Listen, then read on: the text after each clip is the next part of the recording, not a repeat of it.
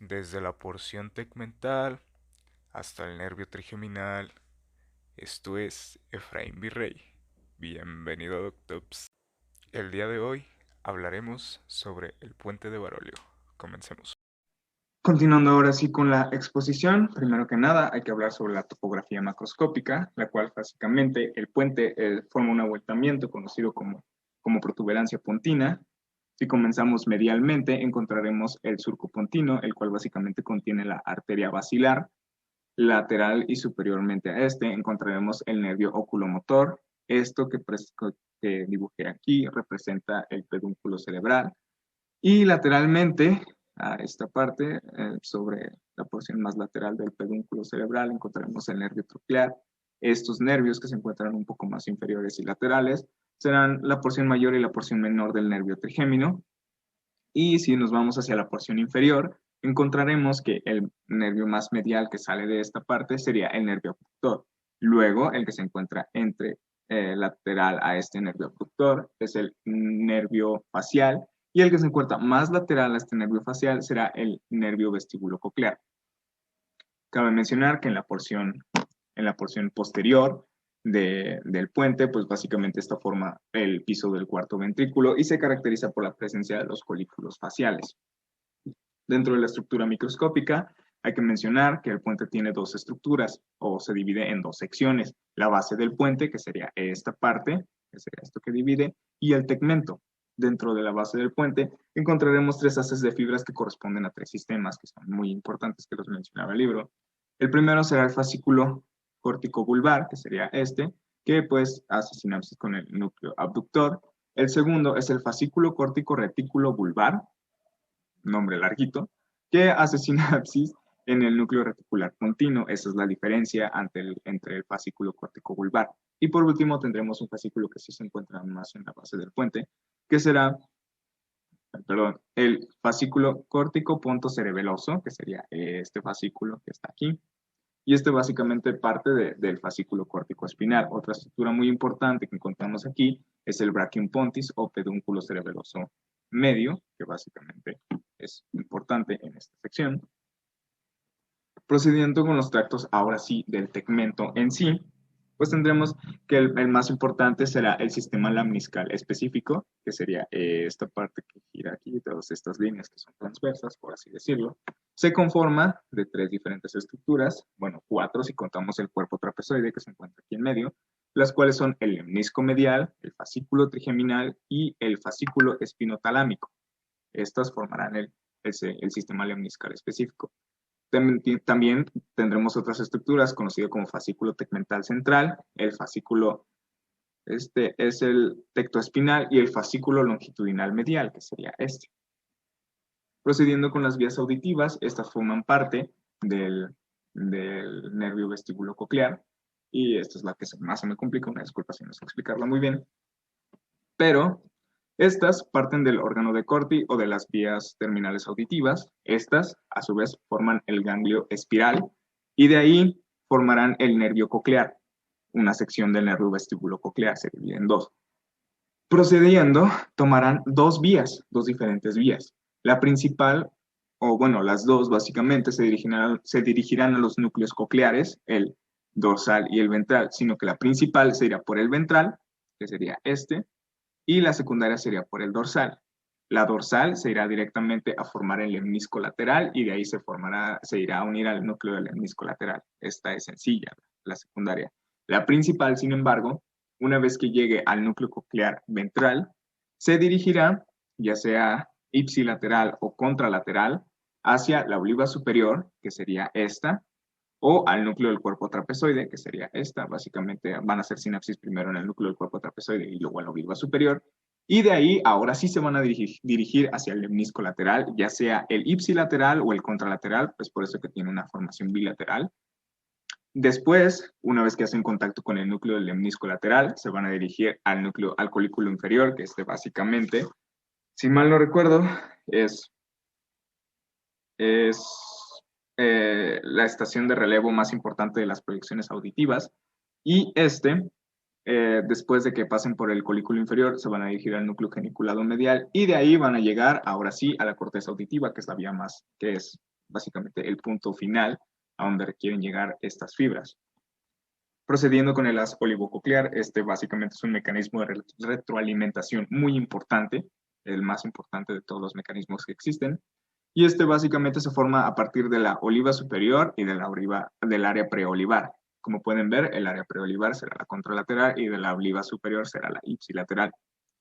Una vez que estas dos estructuras salen de estas áreas, forman lo que se le denomina una rodilla sobre el núcleo abductor, ambas hacen giros.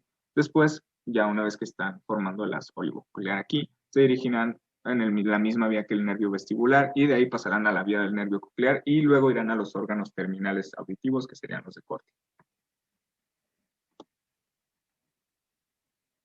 Procediendo con el nervio vestibular, esta es la segunda sección. Esta básicamente partirá del ganglio de Scarpa, que sería esta parte que yo representé así, y esta a su vez tendrá diferentes aferencias de los conductos anterior, horizontal y posterior, además del utrículo y del sáculo. Esta también tendrá dos vías, la principal llegará hacia los núcleos vestibulares, que serían esto, y la secundaria se dirigirá básicamente por el cuerpo yuxtarrestiforme hacia el cerebelo y pues ahí hará sinapsis con diferentes estructuras. Una vez que llegan, que hacen sus aferencias y sus eferencias en los núcleos, pues pueden hacer otra vez aferencias o eferencias. La principal aferencia que tendremos hacia los núcleos será la que provenga del fascículo espinovestibular, fascículo espinovestibular, el cual llegará de la médula espinal, básicamente, y se conectará al núcleo. Y pues ahora sí, hablando de las eferencias, pues las eferencias se pueden dirigir a distintos lugares. La principal o la mayoría se dirigen al córtex, al cerebelo, o también se pueden dirigir mediante el fascículo longitudinal medial hacia los núcleos del movimiento extraocular, que serían estos de aquí. O también pueden descender otra vez hacia la médula espinal mediante el fascículo vestibuloespinal lateral o ya sea el medial. Pueden dirigirse por las dos. Pasando ahora sí con el nervio facial, básicamente tendrá dos vías. Dentro de estas vías, básicamente tendrá un componente sensorial y un componente motor. El componente motor es muy sencillo y el sensorial también me pareció muy sencillo. El sensorial se encargará de la recepción del oído externo y de las sensaciones gustativas de los 2/3 anteriores de la lengua. Estas tendrán su origen en el ganglio geniculado, que sería esta parte de aquí. Este es el ganglio geniculado. Y pues de ahí partirán directamente hacia la sección que requieran, ya sea la lengua o el oído. Y el componente motor, este será un poquito más complicado que el anterior, y este presentará dos tipos de fibras motoras, somáticas y secretomotoras. Las somáticas partirán del núcleo motor facial y pues se dirigirán, como su nombre lo dice, hacia los músculos de la cara o hacia distintos músculos. Y las secretomotoras, estas tendrán que pasar por ganglios colaterales y pues básicamente las que vayan directo hacia la glándula lagrimal, pasarán por el pterigopalatino, que sería este ganglio, el pterigopalatino, y las que vayan directamente hacia la glándula submandibular o hacia la glándula sublingual pasarán por el ganglio submandibular. Básicamente, muy sencillo.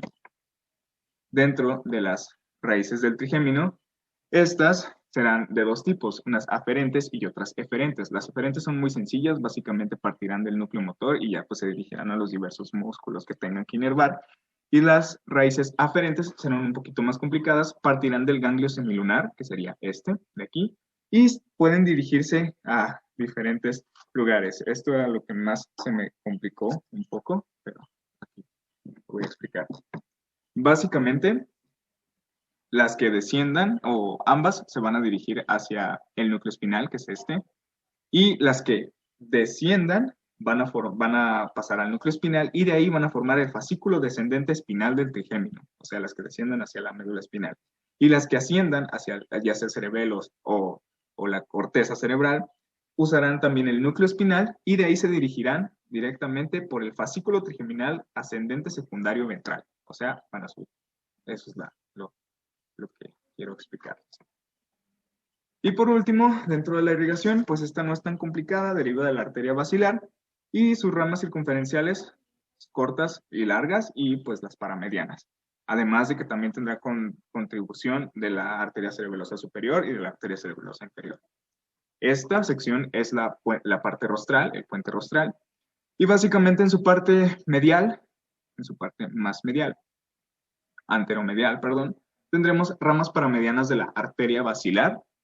Luego, lateral a esta, tendremos ramas circunferenciales cortas de la arteria basilar, que sería en esta sección. Y en la sección más lateral encontraremos ramas circunferenciales largas de las arterias basilar y cerebelosa superior. Y en la porción posteromedial encontraremos ramas circunferenciales largas de las arterias basilar y cerebelosa antero-inferior. Ahora sí, en el puente que es caudal, básicamente, pues este será muy sencillo. Encontraremos en la porción más posterior, encontraremos ramas circunferenciales largas de las arterias basilar y cerebelosa antero-inferior. Y en estas dos porciones, que sería en la más medial, encontraremos ramas paramedianas de la arteria basilar y de lateral tenemos ramas circunferenciales cortas de la arteria basilar. Y eso sería todo por mi parte. Espero que lo hayan comprendido muy bien y pues muchas gracias.